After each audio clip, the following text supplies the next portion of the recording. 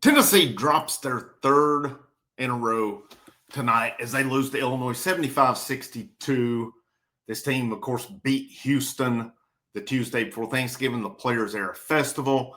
Ever since that, they've laid 3 eggs in a row.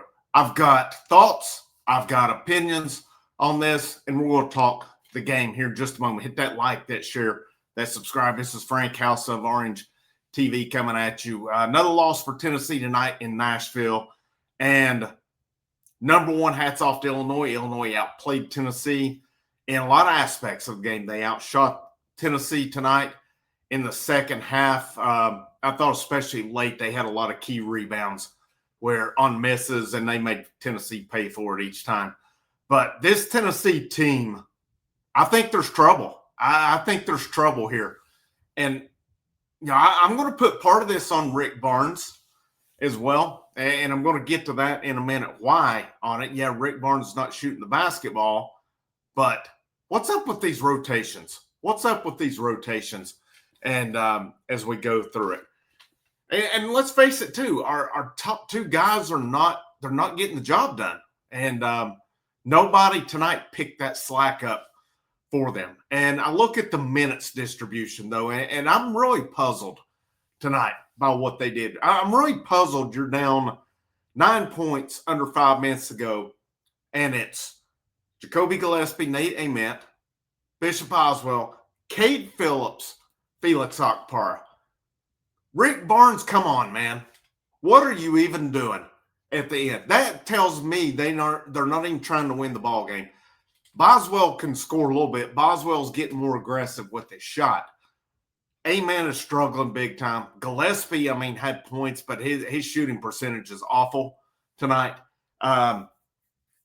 Phillips and Okpara, nothing. They bring nothing to the table tonight. And I'm increasingly more and more wanting to see those guys as the 4th and 5th options in terms of the front court with it. Looking at them, let me go through the stats. I want to go through the minutes, and then we'll get back into this thing. But for Tennessee tonight, Gillespie did lead the way, 15 points, but 6 out of 20 field goals, 3 out of 9 3-point range. He had 5 rebounds, 5 assists, 3 turnovers on that. He had a plus-minus of -10.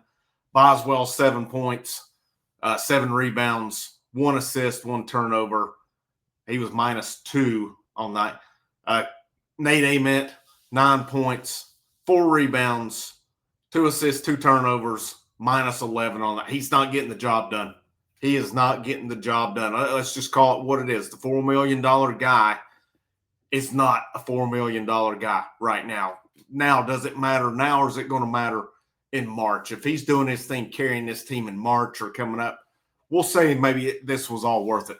But these teams that are getting physical with Nate Ament, they found something there as well, and he's not handling it. And Jimmy Dykes said it on the telecast. Great talent, good basketball player, but physicality, he's not a physical player. He started trying to be a little more physical, driving it in and stuff at the end, but it's not working there. Cade Phillips, 2 points, 3 rebounds, 1 turnover. He had 2 blocks in 18 minutes, -5 on it. Again, I'm looking at the minutes. Phillips, 18 minutes, Okpara, 28, Dwayne Brown, 9, J.P. Estrella, 7. If J.P. Estrella is on a minutes restriction, then okay, but come on. What?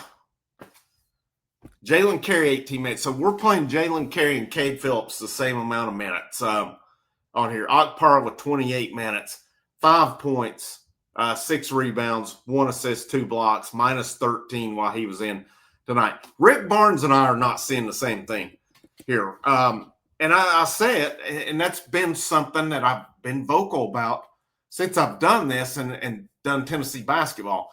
We go those stretches where we hardly have scores on the court, and at the end you can't sit here and tell me there's not. To me, your probably best 5 players in no particular order, and it depends on the night. It should be Nate Ament 1, Gillespie 2. Ament is not looked at the last. He had 20 points against Kansas, but he didn't do nothing in the second half.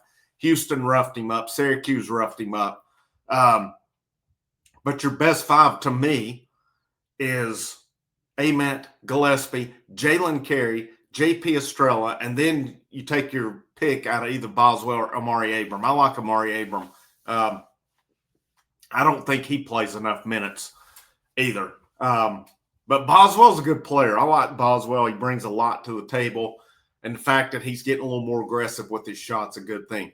But there's no world where at the end of this game, Cade Phillips and Felix Outplays are on the court for that big amount of time, while Jalen Carey and J.P. Estrella are sitting on that bench down 9 points. Absolutely inexcusable from Rick Barnes. And I'm not saying totally bench Outplays and Cade Phillips altogether, but come on. And who was in when Illinois kept getting the rebound? Who was in when we sat and watched Illinois getting those rebounds in? It was Cade Phillips and Felix Outplays. They weren't the only ones. Tennessee's defense towards the end of the game was dog crap. They kept leaving Illinois wide open. It was numerous guys leaving their guy, collapse on the dude driving, and then it was. I'm not happy over this one tonight.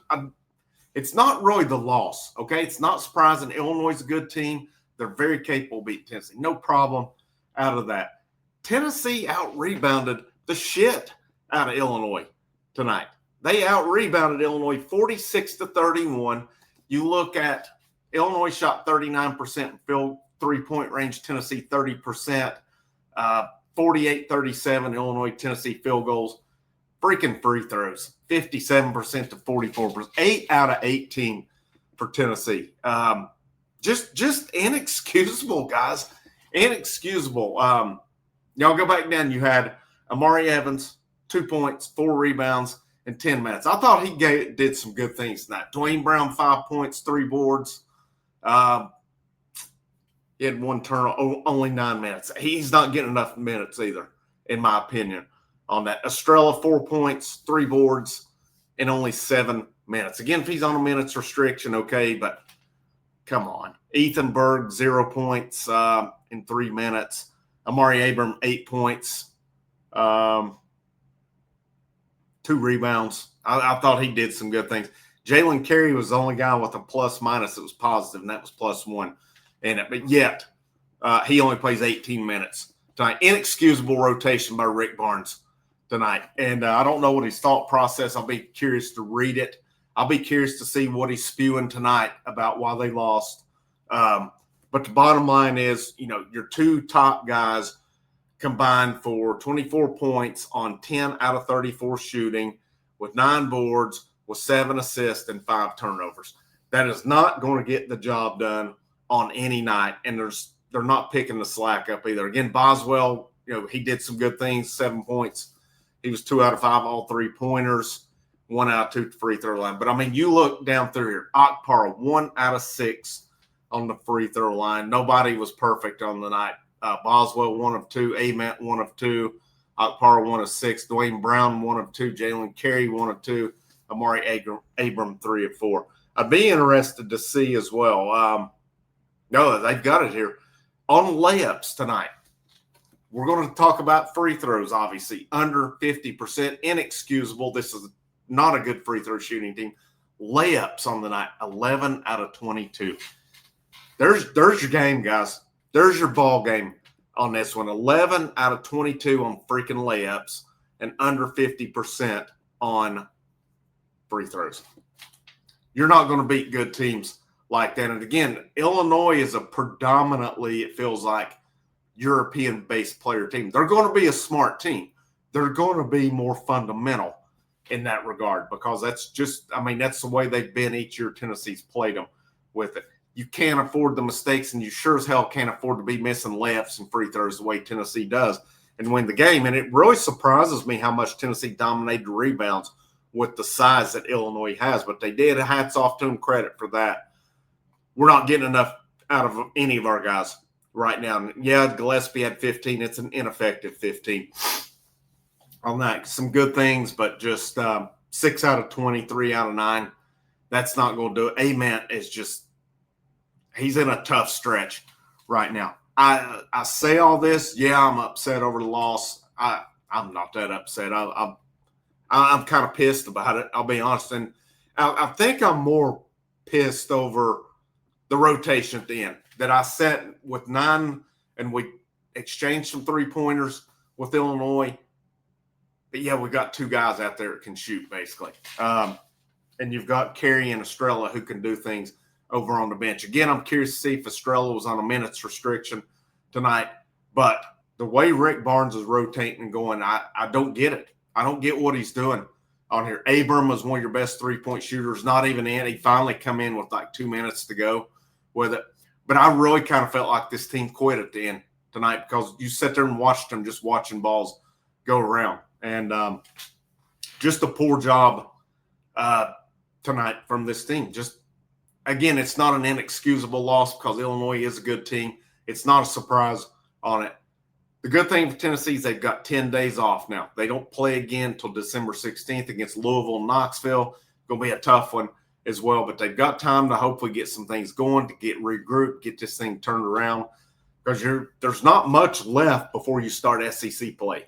And it's definitely not a good stretch this team's on. And a part of me is wondering now, how did this team beat Houston?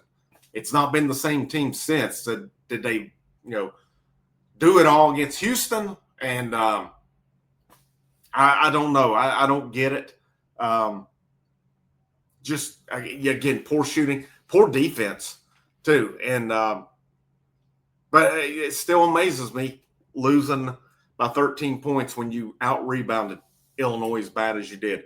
But again, a point too as well.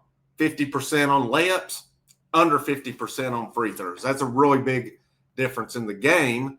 In turn with Illinois, Illinois was 11 out of 17 on layups. Illinois was not great from the free throw line either, but they were better than Tennessee. They're 57%. Both teams hit 8 free throws. So I guess that's a moot point. Tennessee also had 13 turnovers, only 6 for Illinois. Points in the paint were pretty even. Really, it boils down to just Illinois shot better. Illinois shot better than Tennessee. I mean, they had 4 guys in double digits tonight. Tennessee had 1. That's just not going to get the job done with it. Rick Barnes, this staff, these players, hopefully this is nothing. I'll be curious to see if they're still even ranked come Monday. If they are, it'll be barely.